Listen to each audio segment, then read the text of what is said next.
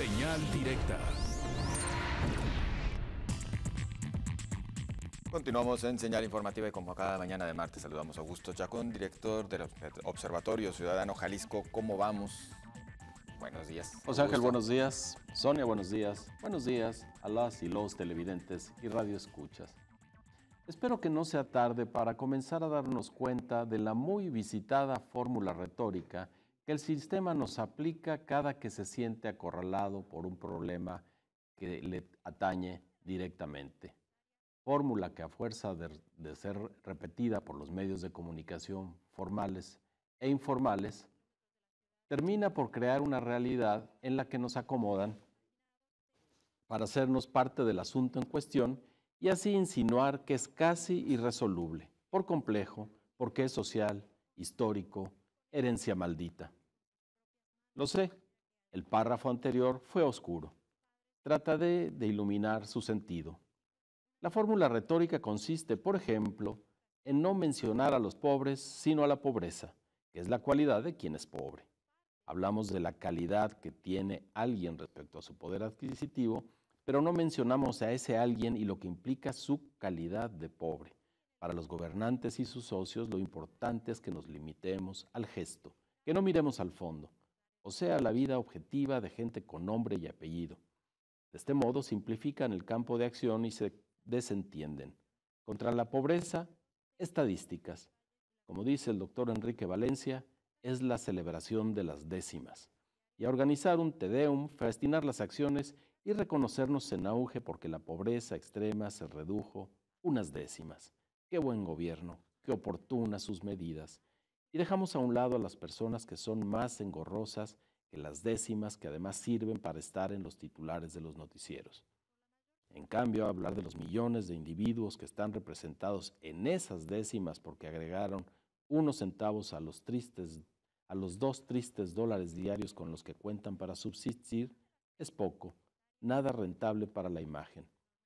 No es para dar pena la grandilocuencia con la que los gobernantes se autoelogian por el logro de las décimas, a pesar de que la fórmula incluye muletillas, falta mucho por hacer, no estamos satisfechos, etc. Si hacemos el esfuerzo, si tratamos de zafarnos de este influjo retórico y cada que escuchemos o leamos la pobreza, lo mudamos por los pobres, la cosa cambiará. La pobreza es un pretexto para ejercer la estadística, los pobres son una responsabilidad. Pasan penurias, cancelan sueños y sufren hambre. Debemos hablar de ellos. ¿Dónde están? ¿Por qué hay tantos en la economía número 14 del mundo? ¿Qué hacemos y a quién corresponde en primer lugar hacerlo? Es urgente sacarlos, a todas, a todos, de esa condición. Los últimos meses, este juego del discurso como un velo se ha centrado en la corrupción.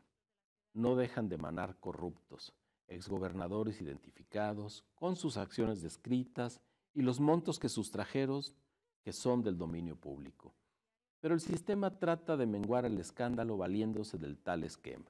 Pretender que hablemos de corrupción y que por inferencia veamos a los corruptos como víctimas de este defecto de la sociedad entera. Ayer Milenio publicó una nota cuya entrada rezaba: la corrupción, un mal generalizado, la sociedad corresponsable. Y el titular apuntaba al dispositivo: Durango, en la mira también por desfalco. ¿Durango?, se pregunta uno. ¿El Estado o su capital desfalcaron al erario? ¿En qué clase de cárcel se mete a este tipo de delincuentes? Por supuesto que no es Durango el corrupto, son un exgobernador y sus compinches. Pero es enlazar la despersonalización del crimen con una reflexión pseudo-sociológica, pseudo-antropológica, es parte de aplicar la fórmula. No hay que ensañarse con los corruptos, antes debemos reconocernos pecadores, todas, todos. El presidente mismo se refugió en la Biblia y propuso que solo los libres de culpa tiren piedras, o lo que es lo mismo, pobrecillos de los corruptos. Es justo que reconozcamos que son víctimas de las circunstancias. Y mirándolo bien, quizás sí, al menos de una, de la circunstancia propiciada por las autoridades federales y por la Auditoría Superior de la Federación que toleraron en Veracruz y en Chihuahua, en Quintana Roo y Durango, más los que irán saliendo, que los montos desviados llegaran a los miles de millones de pesos. La verdad es que somos muy dados a la lucubración que conduce al rollo, y de repente nos parece la solución, aunque todo siga igual. Ojalá no sea tarde para comenzar a darnos cuenta que no es que debamos combatir la pobreza o la corrupción, sino de atender a los pobres concretos y perseguir a los corruptos que poseen acta de nacimiento y credencial de elector. Si la sociedad ha permitido llegar a estos extremos, discutámoslo, hay que educarnos, pero no dejemos que esto supla la necesidad de nombrar los hechos correctamente, sin eufemismos, sin confundir las causas con los efectos. Muchas gracias. Y además algo, Augusto, que no hemos logrado modificar a pesar de los cambios de gobierno en lo federal y en algunas entidades. México sigue siendo una fábrica de pobres y un sector que, si bien se asegura, se atiende a través de programas sociales, vemos la verdad que todos los esfuerzos que se hacen son insuficientes y por el contrario, cada vez más la desigualdad y la concentración de la riqueza en pocas manos se acentúa. Sí, somos un país desigual y a mí me gusta decir voluntariamente desigual porque somos un país con recursos naturales, inclusive con una producción en todos los niveles aceptable y que no explica esa cantidad de pobres que tenemos. Si nos atenemos, y ya lo hemos mencionado, a la medición del Banco de México respecto a lo que cuesta la corrupción en México, es 9% del Producto Interno Bruto. 9% es el doble de lo que aplicamos, casi el doble de lo que aplicamos a educación, que es uno de los rubros en los que más gastamos, solo para que nos demos cuenta de cuánto dinero estamos tirando al drenaje. Hablamos de pobreza y no de pobres en particular. Hablamos de corrupción como algo muy general y que de repente hasta ya no identificamos adecuadamente, y no de los corruptos en lo particular, porque no nos gusta entrar en detalles, porque vemos las cosas por encimita y nada más para dejarlas así de paso a gusto. No le entramos al problema de verdad. No lo entramos, ni siquiera lo nombramos, y ese es el medio del asunto. Nos desviamos a hablar de la pobreza, del concepto, y nos evadimos de hablar de las personas que la padecen. Hablamos de la corrupción, del flagelo, de la impunidad, su hermana cercana, pero no hablamos de quienes quedan impunes, de quienes son corruptos. Entrar a eso parece imprescindible. Ahora que quizá apurados por la crisis económica, que el gobierno federal, que la Auditoría Superior de la Federación saca más la cara, parece que avanzamos un poco, hay gobernadores perseguidos por la ley, perseguidos por la justicia, así que eso puede ser una buena señal. Hoy nos despertamos con la noticia de que Jalisco es el segundo estado con más denuncias de la Auditoría Superior de la Federación ante la PGR por asuntos de corrupción. 56 tiene Veracruz, 23 tiene Jalisco. Es decir, algo se está haciendo, no se ha movido, todavía está ese hueco entre las auditorías y las autoridades encargadas de hacer cumplir la ley. Claro, porque luego hacemos como que con declaraciones resuelven los asuntos, ¿no? En el caso de la Auditoría Superior está, por ejemplo, el caso del sector salud, que es un boquete tremendo, casi 5,000 millones de pesos en lo que va de esta administración en señalamientos o alrededor de 5,000, creo que supera la cantidad de señalamientos, en particular contra el Seguro Popular del tiempo que estuvo Cruz Esmada al frente del mismo.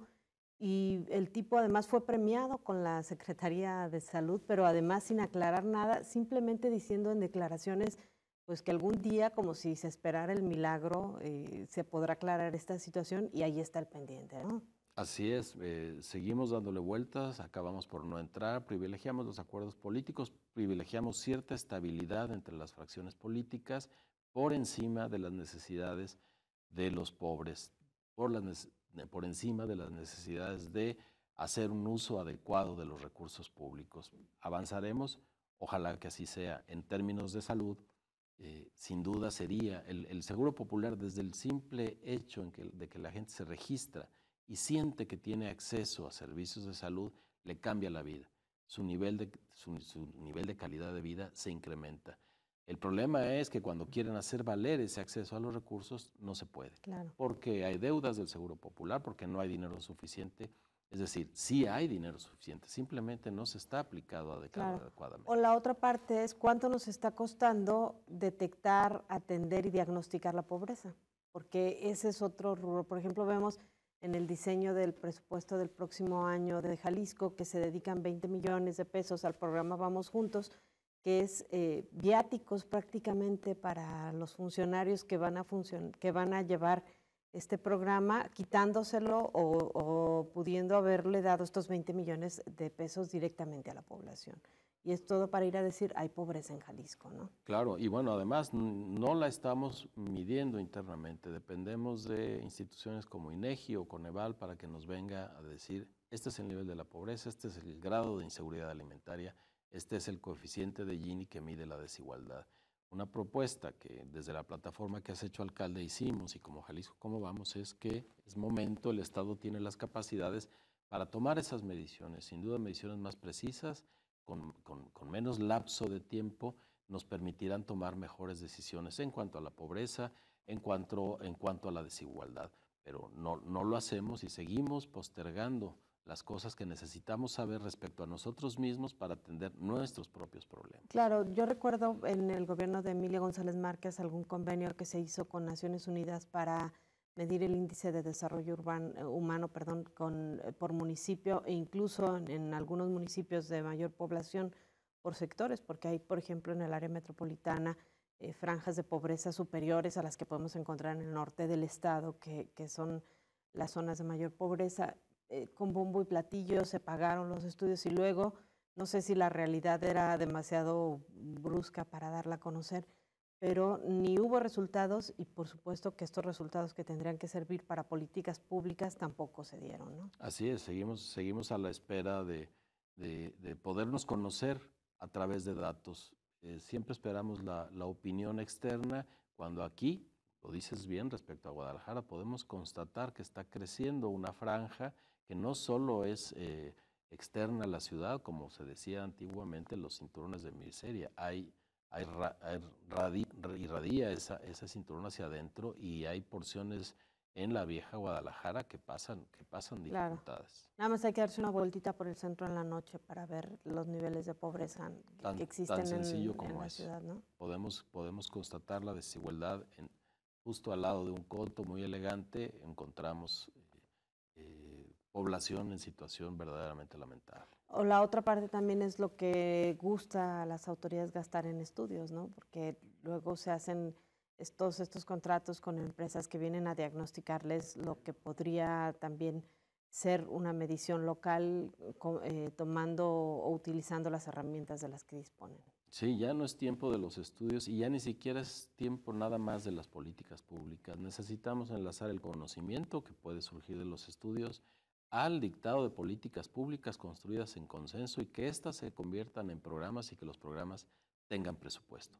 De otra forma nos seguiremos quedando en la superficie de los problemas, enunciando los conceptos y vaciándolos de sujetos.